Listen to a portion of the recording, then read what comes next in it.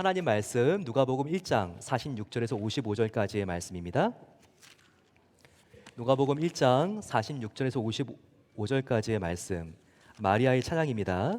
우리 함께 이 말씀 한 절씩 나누도록 하겠습니다.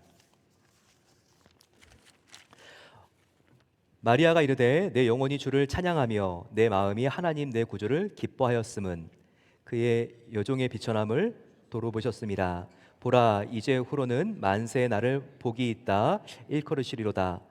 능하신 이가 큰 일을 내게 행하셨으니 그 이름이 거룩하시며 긍휼하심이 두려워하는 자에게 대대로 이르는도다.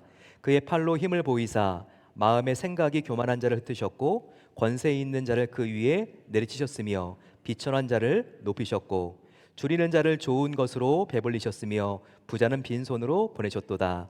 그 종 이스라엘을 도우사 긍휼히 여기시고 기억하시되 함께 봤습니다. 우리 조상에게 말씀하신 것 같이 아브라함과 그 자손에게 영원히 하시리로다 하니라. 아멘. 연세가 많은 한 성도님이 저에게 이런 고백을 했습니다. 목사님, 저는 요즘 찬송을 부를 때마다 가사보다 제 인생이 더 먼저 떠오릅니다. 젊은 때는 입술로 노래한 것 같습니다. 하지만 지금은 나이가 들면서 눈물로 찬양합니다 라고 고백합니다. 사람 앞에서 입술로 노래할 때가 있었고 하나님 앞에서 이제는 눈물로 찬양합니다. 이렇게 고백한 겁니다. 얼마나 멋진 고백입니까? 저와 여러분들 누구 앞에서 지금 우리의 삶을 노래하고 있습니까? 사람 앞에서 하고 있습니까? 하나님 앞에서 하고 있습니까? 바로 그 차이가 우리의 인생의 차원을 다르게 합니다. 요즘 나의 삶은 누구를 위하여 노래하고 있는가? 그 대답에 있어서 저와 여러분들이 이렇게 대답할 수 있다면 나는 지금 하나님만 기쁘시게 하는 삶을 살고 싶습니다. 부족하지만 그러길 원합니다. 고백되어진다면 저와 여러분들은 이 세상 어디서도 경험할 수 없는 진정한 기쁨을 누릴 수가 있습니다. 오늘은 성탄절 세 번째 주일, 대림절의 기쁨의 주간입니다. 특별히 저와 여러분들 예수님이 이 성탄에 오셨는데 이 성탄의 기쁨의 이유에 대하여 오늘 마리아의 찬가를 통해서 함께 배워보기를 원합니다. 첫 번째, 마리아가 이렇게 찬양하면서 하나님께 기뻐했던 이유는 다른 이유가 아니라 바로 하나님의 아들이 내 안에 잉태된 것이었습니다. 바로 예수님께서 하나님의 아들이었지만 마리아의 태 속에 잉태가 되었죠. 그래서 사실 마리아가 참 불안한 게 많았습니다. 아이를 임신했다는 자체가 큰 기쁨이라기보다는 사실 두려움이었죠. 왜냐하면 남편과 결혼하지도 않은 상태에서 아이를 가지면 바로 그것은 바로 즉시 사형감이었기 때문입니다.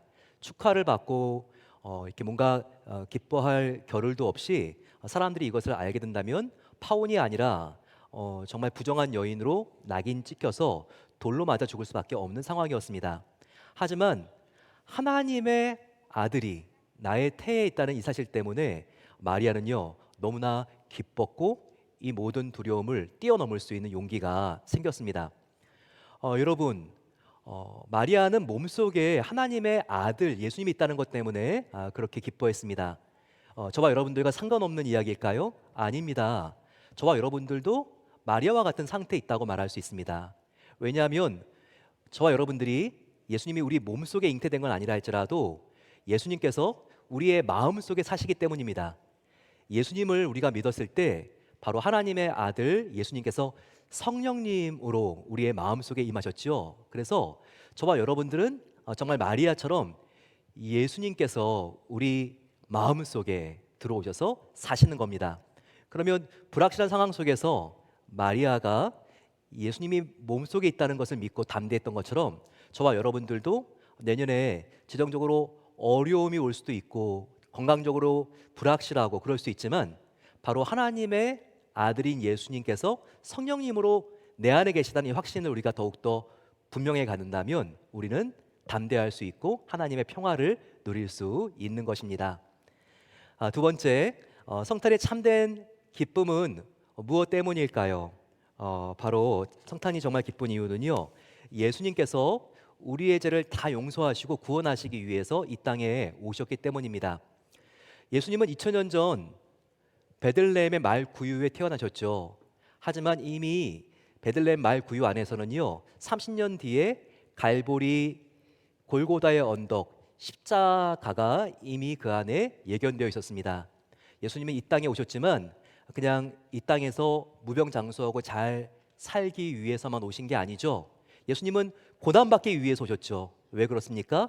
저와 여러분들이 죄로 인하여 영원히 죽을 수밖에 없는데 그 죄를 십자가를 지시고 보혈로 다 깨끗하게 써주시고 우리의 영혼을 구원시켜 주시기 위해서 오셨다는 겁니다.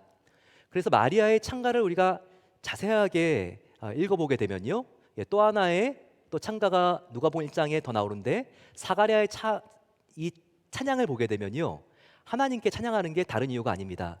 우리의 죄를 용서해 주시고 영원한 생명 구원을 주실 바로 이 아기가 예수님이기 때문에 찬양하고 기뻐하는 장면이 나옵니다. 저와 여러분들 이 성탄에 예수님의 탄생뿐만 아니라 예수님께서 우리를 죄와 사망으로부터 구원해 주시는 놀라운 은혜를 주셨다는 그 사실 때문에 기뻐할 수 있는 그와 같은 축복이 함께 하시기를 소망합니다. 마지막은 우리는 하나님 말씀에 순종할 때 믿음이 자라고 우리 마음속에 기쁨이 번져갈 수 있습니다. 여러분, 마리아가 처음부터 믿음이 완전했을까요? 그렇지 않습니다. 가브리엘 천사가 와서 너가 하나님의 아들을 잉태하게 될 거야 라고 말했을 때 마리아는 이렇게 말합니다. 천사에게 반문하죠. 저는 아직 남자와 관계하지 않았는데 어떻게 그런 일이 일어나겠습니까? 바로 마리아의 믿음이 처음부터 완전하지 않았다는 것을 우리는 이 대답을 통해서 알 수 있습니다. 하지만 마리아는요, 순종했더니 한 걸음씩 순종했더니 믿음이 자랍니다. 그리고 자라난 믿음 때문에 그녀의 인생이 기쁨으로 물들어가는 것을 우리는 발견할 수 있습니다. 의심이 됐지만 주의 여종의원이 주님, 내가 주님을 따르겠습니다. 이렇게 마리아가 고백합니다. 그랬더니 성령으로 잉태하게 되었습니다. 그리고 말씀에 순종해서 자기의 사촌 언니 엘리사벳이 있는 곳에 가게 되죠. 거기서 임신한 아이가 하나님의 아이라는 것을, 아들이라는 것을 더욱더 확신하게 됩니다. 또 정혼한 남편 요셉이 우리가 지금 고향 나사렛을 떠나서 나의 본적이 있는 베들레헴으로 가야 됩니다라고 했을 때 정말 참 힘들고 어려운 여행이 예상됐지만 마리아는 순종했기 때문에 그 길을 가게 되었고, 베들레헴에서 아이를 낳았을 때 하나님의 사람들을 통해서 정말 이 아이가 하나님의 아들이라는 것을 더욱더 확신하게 되죠. 베들레헴에 아이를 낳았을 때 목자들이 오고 도만 박사들이 오면서 내가 낳은 이 아이가 하나님의 아들이라는 것을 더욱더 확신시켜 줍니다. 그 이후로도 참 의심이 될 만한 시간들이 많았어요. 가장 힘들고 어려웠던 시간은 언제였을까요? 바로 예수님을 낳은 지 30년 뒤에 마리아는 십자가 앞에서 처절하게 죽어가는 아들 예수를 바라봐야 됐습니다. 이 상황을 받아들이기가 힘들었고 어려웠지만 하나님께 모든 것을 맡겼습니다. 그랬을 때 이마저도 순종했을 때 어떤 결과가 있었죠?